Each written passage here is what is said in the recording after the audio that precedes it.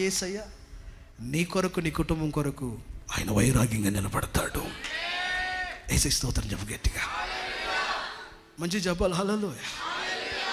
సేవకుడు ప్రార్థన చేయడానికి కొండ మీదకి వెళ్ళాడు. ఆయన రావడానికి ఆలస్యమైంది. ఇంకా రాలేదేంటి? వెళ్ళి ఎన్ని రోజులైంది? ప్రజల్లో తొందర. అందరూ మాట్లాడుకున్నారు. మనలను బయటికి తెచ్చిన ఒక దేవుడంటూ మనకు కావాలి. ఒక దూడను తొలిపించుకున్నారు.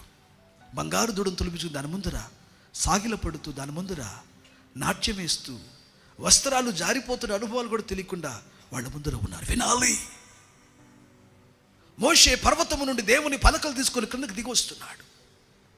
ఆ జరుగుతున్న పెద్ద ఆర్భాటాన్ని చూశాడు. ప్రభు అన్నాడు, ఆ కేకలంటే వెళ్ళి చూడు ఒకసారి. ఆ పలకలు తెస్తూ అది చూసిన వెంటనే మోషే హృదయం బహుగా నొచ్చుకుంది. వేదనతో నిండిపోయాడు. మోషే రౌద్రపడ్డాడు. దేవుడు ఎలా బాధపడుతున్నాడో అతని హృదయం అలా బాధపడింది. దేవుడు ఎంత కన్నీరు విడుస్తున్నాడో అతని హృదయం అంత కన్నీరు విడిచింది. దేవుని కోపం ఎలా రగులుకొనునో మోషేకి అలా కోపం రగులుకుంది. ఒక కేక వేశాడు. యెహోవా పక్షములో ఉన్న వారందరూ ఇటు పక్కకు రండి అన్నాడు. యెహోవా పక్షములో ఉన్నవారు ఇటువైపు రండి. విగ్రహారాధన మధ్యలో, భయంకరమైన ఉల్లాసాల మధ్యలో, భయంకరమైన విటనర నగ్నమైన ఆ చిందుల మధ్యలో నుండి, ఆ భయంకరమైన ఆ మత్తు మధ్యలో నుండి మొట్టమొదటి బయలుదేరిన ఒక తెగ లేవీయుల తెగ. దేవుని కొరకు వైరాగ్యంగా ఒక ప్రక్కకు వచ్చేసారు. మాకు ఈ విగ్రహారాధన వద్దు, మాకు ఈ ఆనందాలు వద్దు, మాకు ఈ ఆడంబరాలు వద్దు, మాకు ఈ వ్యర్థత వద్దు, మాకు జీవము కలిగిన దేవుడే, ఆయన కంటికి కనబడకపోయినా పర్వాలేదు, మాకు ఆయన కావాలి అని ఒక ప్రక్కకు వచ్చేసారు. వాళ్ళ వైరాగ్యాన్ని చూసి అన్నాడు, నిరంతరం మీరు నాకు సేవ చేసి నా ప్రజలుగా మీరు ఉంటారు. స్తోత్రం చెప్పు గట్టిగా, మంచి చెప్పాలి. హల్లెలూయా. యేసయ్య కోసం నువ్వు వైరాగ్యంగా నిలబడితే నా యేసయ్య నీ కోసం వైరాగ్యంగా నిలబడతాడు. వాస్తవానికి లేవి బైబిల్ గ్రంథములో ఇశ్రాయేలు కుమారుడు, యాకోబు కొడుకు. వాళ్ళ కోపం మామూలు కోపం కాదు. వాళ్ళకి వాళ్ళ కోపం మహా ఏండ్రమని బైబిల్ రాసింది. మామూలు కోపిస్తులు కాదు వాళ్ళు. నమ్మించి కుతికలు కోసే రకాల వాళ్ళు. అలాంటి వాళ్ళు. యాకోబే భయపడిపోయి అంటాడు, నా ప్రాణమా వాళ్ళతో సాంగత్యం చేయబాకు. వాళ్ళ కోపం మహా ఏండ్రముతో సమానం.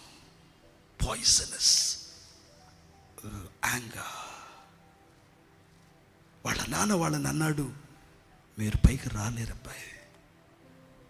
అలాంటి వారు ప్రభు కొరకు ఆయన పనిలో వారు దైవ వైరాగ్యంతో నిలబడిన కారణాన్ని బట్టి నా దేవుడు శపించబడిన వారిని ఆశీర్వదించే జనాంగంగా దేవుడు చేశాడు. చపాల గట్టిగా హల్లెలూయా. ఎవరిని ఎలా మార్చాడు? శపించబడిన జనాంగాన్ని మిగతా గోత్రాలన్నిటిని ఆశీర్వదించే జనాంగంగా దేవుడు చేశాడు. దేవుడు అన్నాడు, అహరోన్ లేవి గోత్రం నుంచి వచ్చినవాడు. నువ్వు ఆశీర్వదించేటప్పుడు నీ 2 చేతులు పైకెత్తి, నీ దేవుడైన యెహోవా నీ మీద ప్రకాశించునుగాక, ఆయన సమాధానము నీకు తోడే ఉండునుగాక, ఆయన నిన్ను వర్ధిల్ల చేయునుగాక. నువ్వు చేతులెత్తి దీవించిన దీవెన మిగిలిన గోత్రాలన్నిటికీ కలిగిద్ది అని అన్నాడు. శపించబడిన వాడు దేవుని కొరకు వైరాగ్యంగా నిలబడిన కారణాన్ని బట్టి యేసు ఏం చేశాడు? అతని పక్షాన నిలబడ్డాడు. యేసే పనిని గురించి ఒక వైరాగ్యం నీకు కావాలి చెల్లి. ఈ వయసులోనే రావాలి తల్లి. నన్ను వెంటున్నావు తమ్ముడు, ఆయన పనిని గురించి ఒక వైరాగ్యంలో రావాలి. ఒక ఆత్మీయమైన మందిరానికి నువ్వు వెళ్ళేటప్పుడు నువ్వు సైలెంట్గా ఉండొద్దు. ఒక టెర్రరిస్ట్ తన ఉద్యమం కొరకు అతడు పోరాడుతున్నాడు. ఒక నక్సల్, అమ్మ వినాలి, ఒక నక్సలైట్ వారి సిద్ధాంతాల కొరకు పోరాడుతున్నాడు.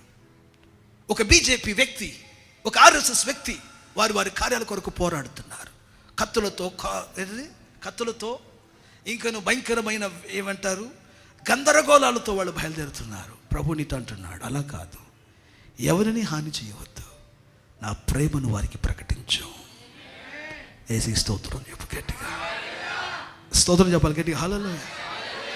ఎవరిని హానిపరచాల్సిన పని లేదు, నా ప్రేమను వారికి నువ్వు తెలియజేయి. అలాంటప్పుడు దేవుని పని విషయంలో మనకేం కావాలి? చెప్పాలి గట్టిగా, చెప్పాలి గట్టిగా. వైరాగ్యం ఎప్పుడు వచ్చింది? వైరాగ్యం ఎప్పుడు వచ్చింది? రోషం, ఇంకొక మాటలో ఇంకొక పదం, ఒక రోషం ఎప్పుడు వచ్చింది? ఎప్పుడు వచ్చిందండి? నా మా అనుకున్నప్పుడు రోషం వస్తుంది. అటు చూస్తారు ఏంటండి? రోషం ఎప్పుడు వచ్చింది? నా మా అనే వాళ్ళకి ఏదైనా సురుగు తగిలినప్పుడు. అర్థం కాలేదా? నీ భార్యని ఏమనంటే అవ్వా ఊరుకుంటావా? నీ పిల్లలంటే మాట్లాడాలి, ఊరుకుంటుందా? ఏమంటావు? వెంటనే రోషం వచ్చేస్తుంది. నీ ప్రభువుని గురించి అనేక మంది అనేక రకాలుగా ఎందరో మాట్లాడుతున్నారే, రోషము లేని వాడిలాగా ఉండకూడదు.